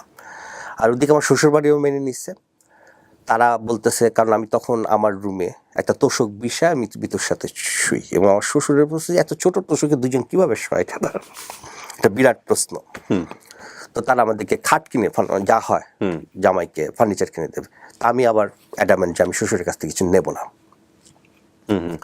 পরে আমার মনে হলো যে আমি কেন নেবো না, সে দিদি হাতে আমি নেবো না, আমি শ্বশুরকে আমি নিতে চাই। সে তো অস্ত্রে কি কি কি, আমাকে একটা কম্পিউটার কিনে দেন। আমার খেয়াল আছে উনি শুনে এত ধাক্কা খাইছেন, মানে ফার্নিচার না, ড্রেসিং টেবিল না, খাট না, একটা কম্পিউটার 6.4 গিগাবাইট। আজকে পেন ড্রাইভেরও ক্ষমতা এর চেয়ে বেশি। ঠিক আছে, 6.4 গিগাবাইটের একটা কম্পিউটার উনি আমাকে কিনে দিলেন। সেই কম্পিউটারে আমি ফটোশপ, ইলাস্ট্রেটর, তারপরে কোয়ার্ক স্পেস, এগুলি শেখা শুরু করলাম, ওয়ার্ড টোয়ার্ড। 1 মাসের মধ্যে আমি পুরো পাকা হয়ে গেল। এরপর আমি অফিসের কাজ বাসার কম্পিউটারে করতাম, মেকআপ টেকআপ। পরবর্তীতে আমি তো যুগান্তরে 13 বছর ছিলাম, পরবর্তীতে যুগান্তরের কম্পিউটার বিভাগে কাউকে নিয়োগ দিতে হলে আগে আমার কাছে পাঠাই দিত, কারণ আমি টিপা বুঝতে পারতাম কম্পিউটার কতটুকু জানি। যুগান্তরের অনেক কম্পিউটার অপারেটরকে গ্রাফিক ডিজাইন আমি শিখাইছি, যেটা এইভাবে করেন, কালারটা এইভাবে দেন, কালারটা, তার মাস্টার। এবং যুগান্ত যখন প্রথম পার্সোনাল কম্পিউটার অ্যালট করে, সবার আগে আমাকে দেয়, ও জানে কম্পিউটার। তখন আমি অনেক স্বাধীন হয়ে গেলাম, নিজের কাজ নিজে করি, কাউকে ধরতে হয় না। এবং সেদিন থেকে আমি ওই হ্যাবিটটা রপ্ত করলাম, যে এই যে আজকে ভিডিও হইতেছে, আমি ভিডিওর জন্য জানতে 10 জন এডিটর পিছিয়ে দৌড়াইতে না হয়, আমি কিন্তু ভিডিও এডিটিংটা পারি। এটাই করা উচিত, ঠিক আছে। তো এইটা আমার জীবনে একটা বড় শিক্ষা ছিল। তো যাই হোক, আমি যুগান্তরে 13 বছর ছিলাম। এর মধ্যে কিন্তু যুগান্তরে যতদিন ছিলাম ততদিন কিন্তু প্রথম আলোর সাথে আমার সম্পর্ক ক্ষীণ হতে হতে প্রায় নাই। 13 বছর পর হচ্ছে মুসা ইব্রাহিমই হইলো, এভারেস্টে উঠলো। উঠার পর হচ্ছে মুসা আমার খুবই ক্লোজ ফ্রেন্ড। তা আমি মুসাকে ও এভারেস্টে উঠছে এই খবরটা এসেছে, তখনও পা থেকে পুরোপুরি নামে নাই। সে অবস্থাতে আমি তো পাগল, আমি হুট করে প্লেনের টিকিট কেটে নেপালে চলে গেলাম। ঠিক আছে, ওইখানে গিয়ে দেখি আনিসুল হক, শিমুন আছে, সব পুরানো বন্ধু বান্ধব, প্রথম তাদের সাথে পরিচয়, মানে আবার নতুন করে দেখা হইলো। এবং মুসার তো নামতে দেরি, তারপর নামবে, গুছায় আসবে, আমাদের হাতে কোনো কাজ নাই, আমরা হোটেলে বসে গল্প করি। তো যখন আমি গল্প করতেছি, তখন আনিসুল বলছে, এত সুন্দর করে গল্প কিভাবে করে, বারবার এত সুন্দর করে সে গল্প কিভাবে করে। এবং আনিসুল হক তখন মানে প্রথম আলোর প্রতিনিধি হয়ে নেপাল থেকে লেখা পাঠায়, তার লেখা কথা হচ্ছে মুসারেনিয়া, মুসারেনিয়া যতটুকু থাকে আমার এনে ততটুকু থাকে। এই যে বারবার লিখতেছে যে রবির গল্প শুনতে শুনতে হাসতে হাসতে শেষ। তখন একদিন নরস আনিসুলকে বলতেছে এর এবিসিতে নিয়ে আসা দরকার, ওই যে আমাদের এবিসি রেডিওতে নিয়ে আসা দরকার। আমি কি এটা বলে, তুই এখানে বইসা গল্প করবি, লোকজন শুনবে, ঠিক আছে এটা। তারপর নেপাল থেকে ফিরে আসার পর শিমুনা সেট ওরা সবাই মিলে ফারুক ভাইয়ের কাছে, গোলাম ফারুক মারা গেছে, গোলাম ফারুক ওনার কাছে নিয়ে গেলেন। গোলাম ফারুক আমার কথা পাত্র শুনে খুবই হতাশ, এ তোতলায় কথা বলে, জিব্বা বাড়ি, দেখতে ভালো না, কি করবে না করবে। আমি জানি না, গোলাম ফারুক ভাই মানুষ হিসেবে অসাধারণ মানুষ ছিল।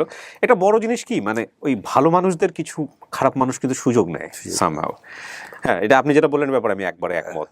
ইমপ্রেস না, কিন্তু যেহেতু উনি গোলাম ফারুক, ওনারা আবার চ্যালেঞ্জ নেওয়ার একটা সাহস ছিল।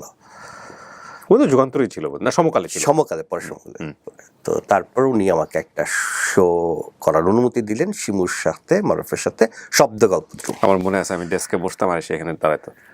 শুনছেন আপনি আজকে রাতে সেটা শুনছেন, কি করতেছে রেডিওর মধ্যে দেখছেন আপনি, শেষ করে দিতেছে, পুরো শেষ করে দিতেছে। লাভলু ভাই তো বোঝে না, শেষ করে দিতেছে।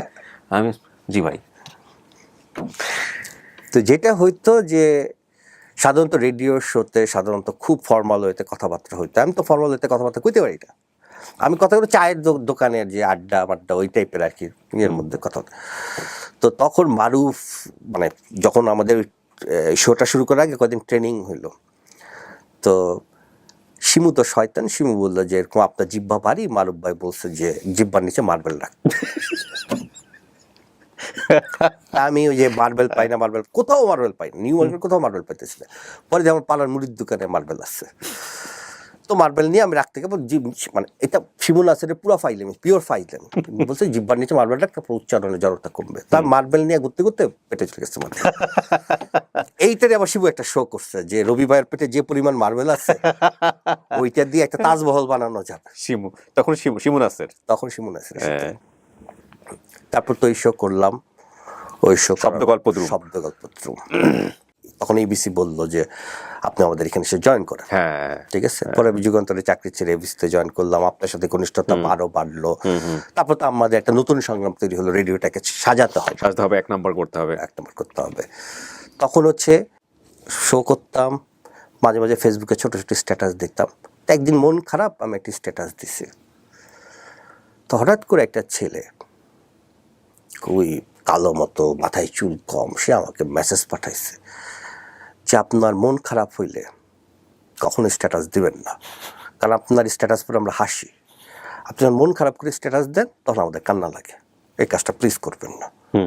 তো আমি তো ঠিক আছে, আচ্ছা ধন্যবাদ এটা জানানোর জন্য। তারপর সেই লোকটা আমাকে প্রায় মেসেজ পাঠাইতো, তা আমি তাকে অ্যান্সার দিতাম। একদিন বললাম ভাই কি খবর, সে বললো আপনি আমাকে ভাই বলতেছেন কেন। আমি তখন ভয় পেয়ে গেছি, যে কারণ লোকটা বয়স্ক খুব, হয়তো আঙ্কেল না বলার কারণে খেপে গেছে। আমি সরি, আপনি হয়তো আমার অনেক বয়স হবে আপনার, আপনাকে আসলে তা আঙ্কেল বলা, মানে আপনি বলেন আপনি কি বলে, আমাকে আপা ডাকবে, মানে আমি তো একটা মেয়ে, প্রোফাইলে কার ছবি, কিন্তু আমার হাজবেন্ডের ছবি। ওকে ওকে, এটা বাংলাদেশের এখনো অনেক কেস। ওকে, তারপর আমি তো পুরো হতভম্ব। তারপর আমার কাছে কিসের মধ্যে, মানে এটা কি। পরে আমি বললাম আমি কি আপনার ছবি দেখতে পারি। সে ছবি পাঠাইলো এবং আমার খেয়াল আছে, তার ছবি দেখার পর আমার ঘরের মধ্যে একটা বজ্রপাত হলো। এত সুন্দর মেয়েটা, এত সুন্দর। ওকে, এরপর তো আমার গল্প করার খুবই আগ্রহ বেড়ে গেল। By the way, he is honest. প্রেমের ক্ষেত্রে সে যথেষ্ট অনেস্ট। আমি জানি না এগুলো ভাবি কিভাবে সহ্য করছে। হ্যাঁ, এবং আমি তার সাথে সবার সাথে কথা বলতাম, তার সাথে কথা বলা শুরু করলাম। লাইনের পর লাইন লিখলাম তাকে, সেও লাইনের পর লাইন লিখতো, শয়ে শয়ে লাইন। এবং একদিন আমাকে রাজীব বলল আপনি কি প্রেমে পড়ছেন। আমি বলছি না তো। বলে না আপনি প্রেমে পড়ছেন, গা দিয়ে প্রেমের গন্ধ বেরোচ্ছে। রাজীব মানে হচ্ছে আমাদের প্রথম আলো রাজীব হাসান। হ্যাঁ, রাজীব হাসান। এবং ঘন্টার পর ঘন্টা গল্প, এবং তাকে আমি যত গল্প বলি সে আবার সেভ করে আমাকে পাঠায় যে তুমি কত সুন্দর করে লিখছো দেখো। তো পরে ওইটা দিয়ে একটা গল্পের বই হয়ে গেল। Very interesting. সে গল্পের বইয়ের নাম কি? কাগজের নৌকা। ও, যেটা আপনার এই এক বছর আগে বোধহয় প্রকাশ পেল। 1 বছর 2013 সালে। 2013 সালে, আচ্ছা, হ্যাঁ। এবং সে দেশের বাইরে থাকতো। তা আমি যেটা বুঝতে পারছি, আপনার প্রত্যেকটা মানে বইয়ের পেছনে একটা নারীর অবদান আছে। নারীর অবদান আছে, হ্যাঁ। এবং বইটা বের করার আমার প্ল্যান ছিল না। হ্যাঁ। সেই মেয়ে থাকে দেশের বাইরে, দেশটার কথা নাই বা বললাম। সে সেপ্টেম্বর মাসে দেশে বেড়াতে আসবে। তখন আমি অস্থির হয়ে গেলাম, তাকে আমি কি গিফট দেবো। মলিকে একটা বই গিফট দিছিলাম, কি গিফট দেবো। তখনও কিন্তু ব্যাপারটা প্রেমের দিকে না, তখনও কি বলবো, এক ধরনের ইনফ্যাচুয়েশন বা এই টাইপের কিছু। তখন আমার মনে হলো যে ওর সাথে আমার যা যা কথা হয়েছে এবং এইসব বিষয়ে যা যা কথা, ওইটা নিয়ে একটা বই। অলরেডি অর্ধেকের বেশি লেখাই আছে, কারণ ইনবক্স কপি পেস্ট করে হয়ে গেল কাগজের নৌকা। আলিয়াস ফ্রান্সিসে বিশাল অনুষ্ঠান হলো, সেই নারী সেখানে আসলো। এই কি প্রথম দেখা নাকি তার আগে দেখা হয়েছে? এটাই প্রথম দেখা। আসলো, এবং তার আগে সেই নারী আসার আগে আমার ফ্যামিলি থেকে সন্দেহ করা শুরু করলো। প্রথমে খেয়াল করলো মিতু, তারপর মিতু আম্মুকে জানাইলো। ফলে দেখি আমার সাধারণত আমার অনুষ্ঠান তো আমার বাবা মা আসে না, বয়স্ক মানুষ, দেখি তো আমার বাবা মা দুইজন এসে খুঁজতেছে।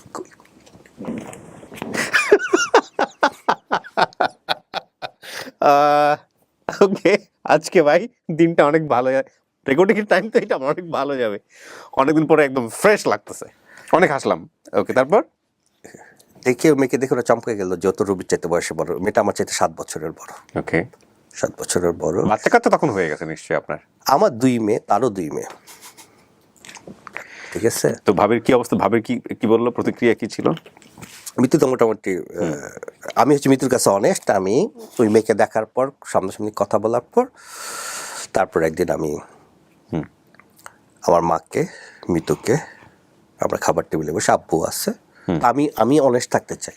আমি বললাম যে একটা ঘটনা ঘটে গেছে, আমি প্রেমে পড়ছি এবং সিদ্ধান্ত নিছি আমরা বিয়ে করব। ফান করেন না? ফান না, আমি সিরিয়াস। আমার মা ভাত পাততেছে, চামচ দিয়ে সাথে সাথে আমাকে বাড়ি মারে, জোরে বাড়ি মারে। এরপর তো ভয়াবহ অবস্থা পুরো। আবার আপনি প্রথম আলোর ওই চক্রটা জিডি পড়ে গেল পুরো। আমি তখন কেবিসিতে, সিরিয়াস লাভলু এর কানে হয়ে গেছে। প্রচুর কথা হয়েছে এগুলো, প্রচুর। ঢিডি মানে কি সিরিয়াসলি ঢিডি। আমি তো জানি না, মানে আমি বুঝি নাই। হ্যাঁ, না, একদম আপার লেভেলের কানে। ওকে, আমার খেয়াল আছে আমি তখন এবিসি ছেড়ে দিয়েছিলাম। হ্যাঁ, ঠিক আছে। ও ওইটার এগুলি সব এফেক্ট, মানে ভয়াবহ। আমার কাছে এটা খুব বাস্তব মনে হয়েছে যে একটা মেয়ে সে বিবাহিতা, একটা ছেলে সে বিবাহিতা, এবং তারা সেপারেটলি হ্যাপি। কিন্তু প্রেম তো এক ধরনের দুর্ঘটনার মতো, তাই না? হঠাৎ করে সে কোথায় থাকে, আমি কোথায় থেকে, হুট করে দেখা হইলো, এবং তারপর আচমকা। তারপর কি হলো? বাড়ি কি চলতে থাকলো কন্টিনিউ, নাকি কি অবস্থা? কন্টিনিউ, ভয়াবহ অবস্থা। আমার বন্ধু বান্ধবরা খুব চাপের মধ্যে পড়লো। মিতু তাদের সাথে কথা বলে, মিতু কাউকে ডিস্টার্ব কথা বলে, এবং তারপর হচ্ছে যে এইসব ক্ষেত্রে যেটা হয়, তাবিজ কবজের লাইনে হাঁটা হলো। এবং খুব মজার একটা ঘটনা, ওই হেলাল ভাই যে আমাকে ছোট, সে তো এখনো আমার গার্ডিয়ান, তাকে খবর দেয়।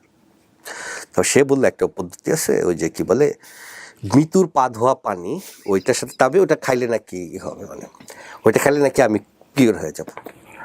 তা আমি রাতে ঘুমাইতে গিয়ে দেখি কি ব্যাপার, ইয়ের মধ্যে বালিশের মধ্যে অনেক কিছু লাগে।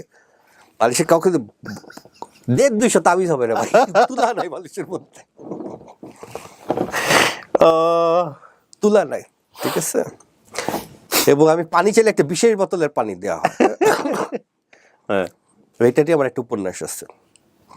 তখন আমার বাসায় সবাই পানি খাওয়া বন্ধ করে দিচ্ছে, কারণ কোনটা মৃত্যুর পা ধোয়া পানি কেউ জানে না।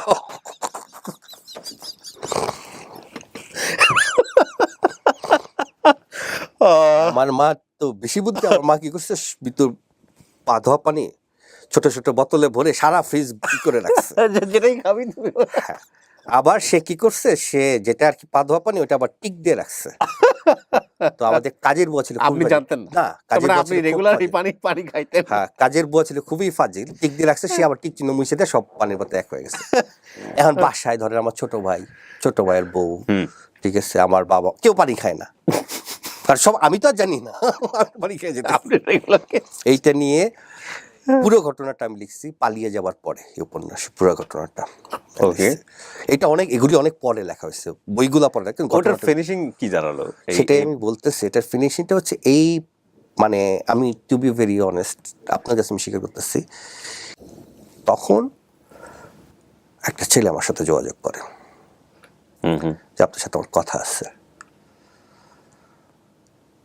তা আমি বলি কি কথা?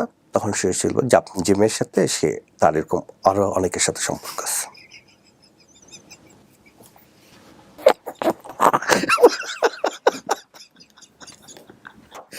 ভাই আমি অনেক আমার মনে হচ্ছে আমি আস্তে আস্তে আমি সেন্সলেস হয়ে যাব। আপনি আসলেই সিরিয়াস, এবং স্টিল আপনি পেইন পাইতেছেন। এবং এবং সেই ছেলেটার সাথে আমার খেলা আছে, আমি মিট করি আজিজ সুপারে। সে আমাকে বলে, আমি বলি আপনার মুখের কথা আমি বিশ্বাস করি না। তার মেয়েটা সুন্দরী, আপনি হয়তো মেয়েটাকে পছন্দ করতেন, পয়জন করার জন্য বলতেছেন। ততক্ষণ বাসার মানে মোটামুটি এক ঘরে করে ফেলছে। আমার ছোট ভাই আমার ওয়াইফকে বলে দিচ্ছে যে ভাবি আপনি ওকে ডিভোর্স করেন, ওকে আমরা ওকে বাসাতে বের করে দেবো, আপনি আমাদের ভাবি, আপনি থাকবেন, ওকে বের করে দেবো। এটা মোটামুটি খুব সিরিয়াস পর্যায়ে, শ্বশুরবাড়ির লোকজন জানে সবাই। তো তো এই ছেলেটা পাত্তা দেয়নি, কিন্তু আঘাত পেয়েছি পাত্তা। আমি ওই মেয়েকে জিজ্ঞেস করছি, আল্লাহর কসম কি বলো রুবি, এগুলি কি কথা বলেন?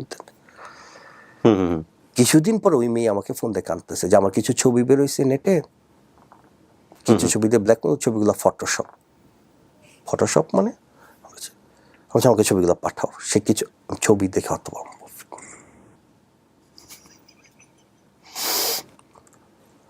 এটা ফটোশপ না।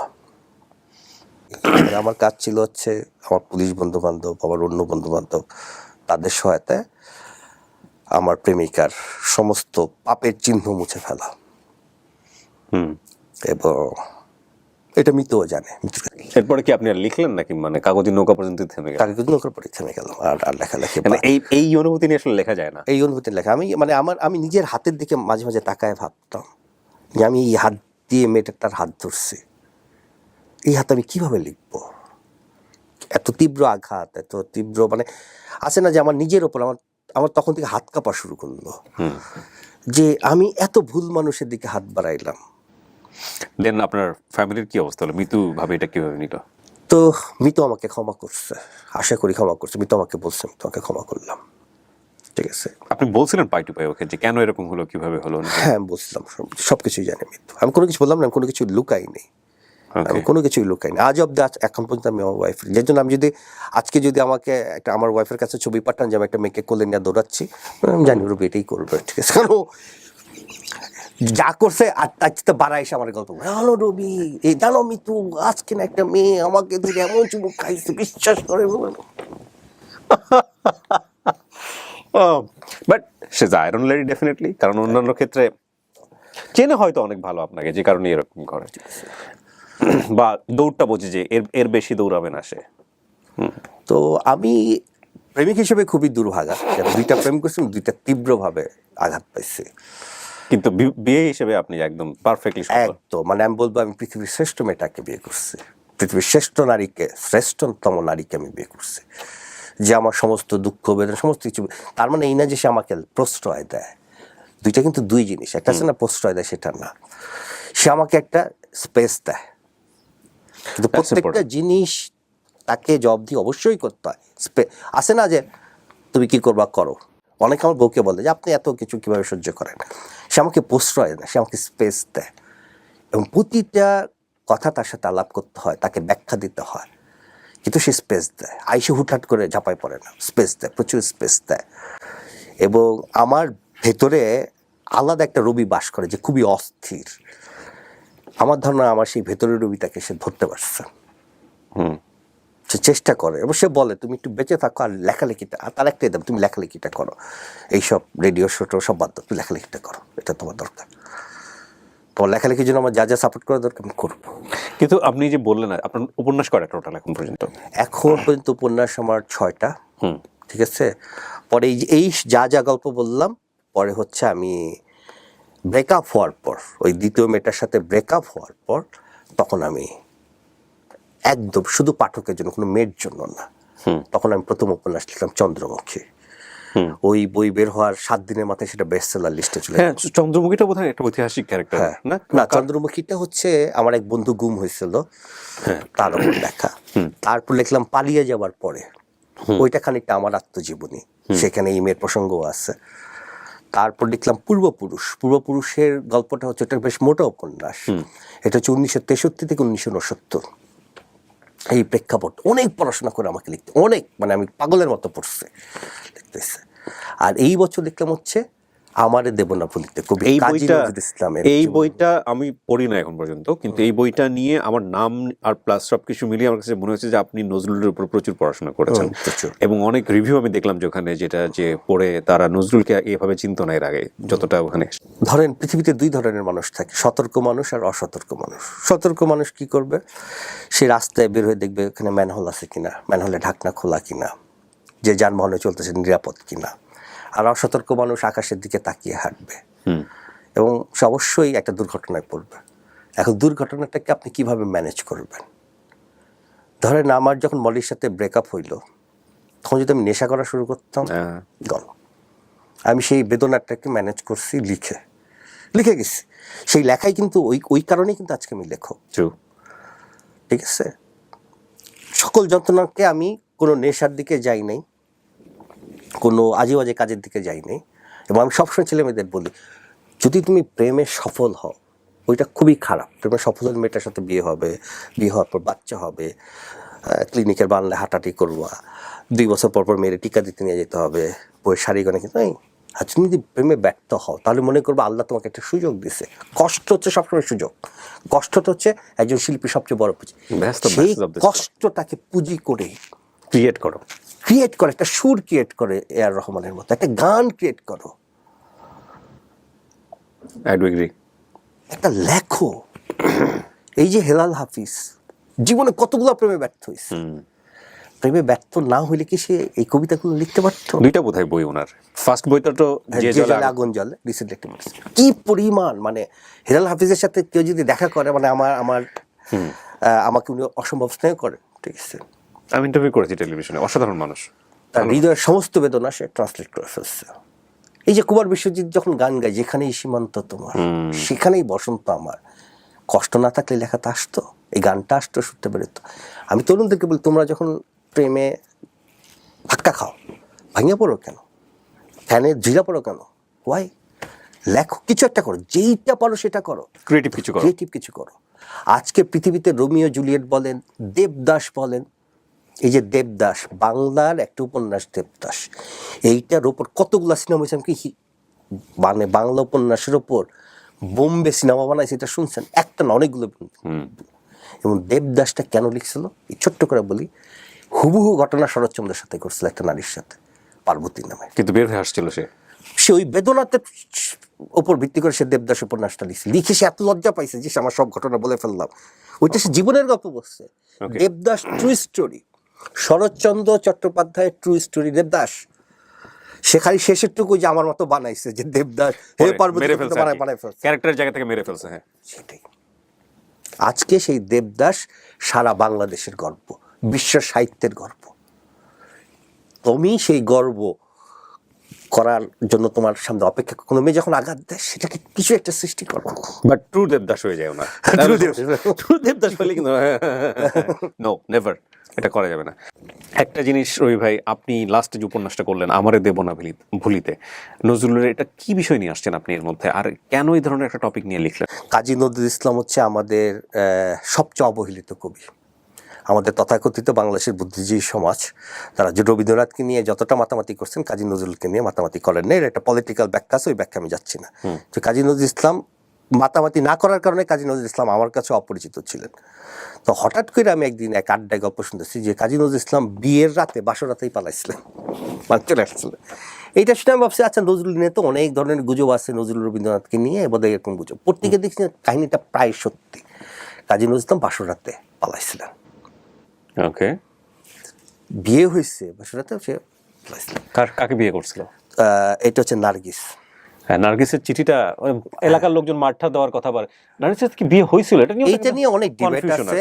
আমি বইতে বিয়ের কথা উল্লেখ করি নাই, কিন্তু নার্গিস অত্যন্ত সুন্দরী এবং অত্যন্ত মানে ধনসম্পদওয়ালার কন্যা ছিলেন, এটা ওনার চিঠি পড়ে বোঝা যায়। আমি নার্গিসের চিঠিটা পড়েছি, আমি পড়ে শুনিয়েছি দর্শকদের। হ্যাঁ, তো তারপর যেটা হয়েছে, তো আমার তখন মনে হলো এই লোকটার দেখা উচিত, আমি তো তারই শিষ্য। কিন্তু চিঠিতেও কিন্তু চিঠিতেও নজরুল যেভাবে রিপ্লাই দিছিল যে আমাকে তো মারতে আসছিল, কিন্তু আমি যদি খেপে যেতাম তাহলে আমি কিন্তু অনেক কিছু করে ফেলতাম, এই টাইপের। এবং খুব ফানি লাগছে আমার কাছে, যদিও খুব সিরিয়াস ভাবে লেখা, খুব চমৎকার একটা চিঠি। হ্যাঁ, তখন আমি ভাবলাম যে বিয়ের ঘটনা নিয়ে আমি একটা গল্প লিখবো বা উপন্যাস লিখবো।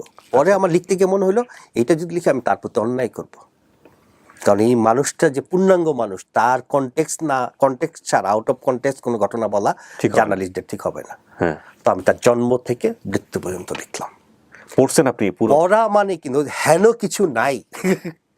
নজরুলের এক আত্মীয় আমাকে ফোন দিছে আমেরিকা, সে চ্যালেঞ্জ করছে যে আপনার ভুল আছে, আমি বলছি, আপনার আমার ভুল বের করে আমার বিরুদ্ধে মামলা করে। এখন পর্যন্ত সে বের করতে পারে না। আমি যা লিখছি আপনার ফ্যামিলির অনেক মেম্বারও সেটা জানে না। হেন বই নাই যেটা আমি পড়ি। আমারে দেব না, আমারে দেব না, শেষ কথাটা বলি, আমারে দেব না বলিতে। নজরুলকে বাংলাদেশে যখন নিয়ে আসা হয়, তখন বঙ্গবন্ধু নিয়ে আসেন, তখন তিনি সত্যি সত্যি একটা সুখের জীবন লাভ করেন, কিন্তু ততদিনে তিনি মানে কথা বলতে পারেন না ওনার সমস্ত। কিন্তু ওনাকে ধানমন্ডির একটা বাসা দেওয়া হয়, নাম হয় কবি ভবন। এই প্রথম উনি স্বাচ্ছন্দ্যে থাকা শুরু করলেন, তার আগ পর্যন্ত কিন্তু কোনো কিছু দেখা পাননি।